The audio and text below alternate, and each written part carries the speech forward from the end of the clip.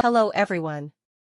It was announced in the last livestream that we will be able to get a free 5-star Kioku of our choice among the members of Mikazuki Villa, and even though you can obviously pick your favorite, which I encourage you to do. If you don't have one, or if you already have all of them and don't know which ascension to choose, then this video is for you.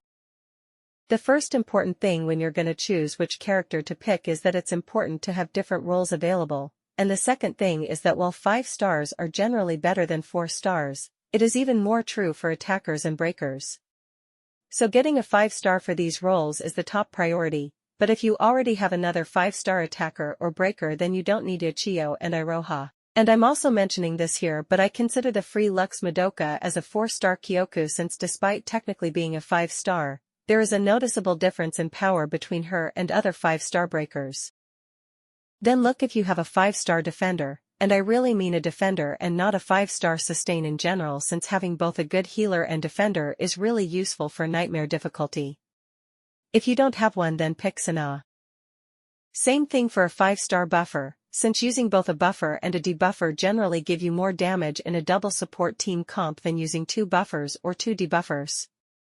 So even if you already have a 5-star debuffer as a support, get Tsuruno as a buffer if you don't have a 5-star one. But you should also get Tsuruno if your only 5-star damage dealer is a crit attacker, since she is a pretty big upgrade over Riko, the only other crit buffer in the game. If you already had a 5-star Kioku for each of these roles, then it doesn't really matter which one you pick.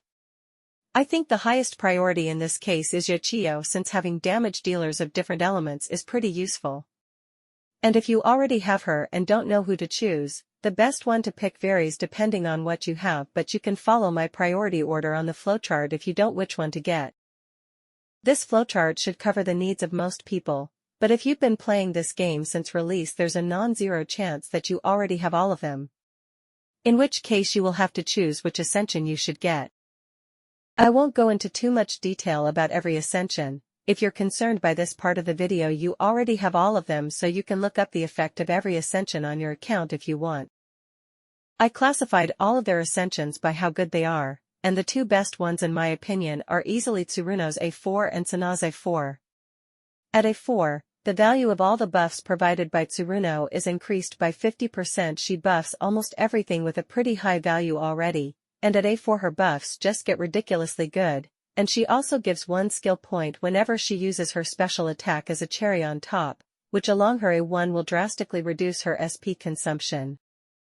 And for Sana, her A4 just give a permanent 20% defense increase to the whole team, and some MP when she gets hit.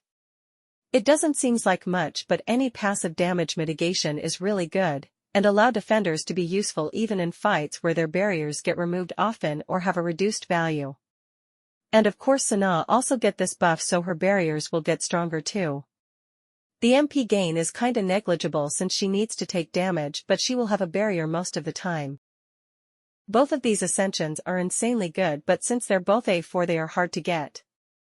But apart from them we also have Tsuruno's A1 and A2. Her A1 increase the duration of her buff, which as said earlier will greatly help her SP consumption. And her A2 gives the whole team a permanent crit rate buff, and a crit damage buff whenever Tsuruno lands a crit. It's really good, but not as good as her A4. Iroha's A1 will increase her break gauge depletion, which is really good by itself, but it also gives her a speed buff whenever you break an enemy. The speed buff isn't too important in single target fights, which are her best use case, but she's also pretty good in AoE fights, and this buff will be active a lot during them. Felicia's A4 is similar to Tsuruno's. It will increase the value of all her debuff by 50%. This is also really good. The only reason why I don't consider it a top value ascension is because Felicia is a worse character in most cases, but this ascension makes her a genuinely really good even in Nightmare where her stun is useless, and honestly she already becomes pretty decent at A2 where she increased the damage taken by enemies by 10% just by attacking them.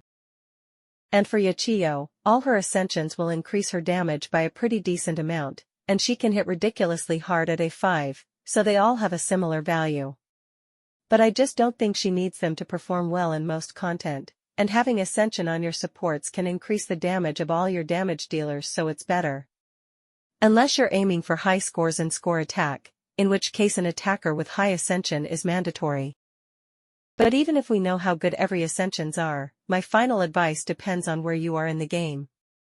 If you are stuck at nightmare mode, or you couldn't complete the last tower, you should get the ascension with the highest value you can get right now to get an immediate power spike to beat the content more easily. And if you already cleared everything and all that's left is chaos mode and score attacks, you should aim for one of the top value ascension. After all, it doesn't really matter if you pick a bad ascension right now, since if you can already clear everything you don't need the power spike offered by a good ascension, so it's better to invest and eventually get the really powerful A4 later. And that's it for this video. If you found it useful, please like and subscribe for more. Goodbye and see you soon.